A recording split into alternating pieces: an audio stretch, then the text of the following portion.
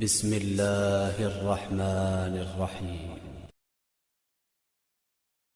نحمده ونصلي على رسوله الكريم اما بعد اعوذ باللہ من الشیطان الرجیم بسم اللہ الرحمن الرحیم۔ محترم سامعین، السلام علیکم ورحمۃ اللہ وبرکاتہ۔ سامعین، آج ہم خواب کے اندر اچار دیکھنے یا اچار کھانے کی تعبیر کو بیان کریں گے۔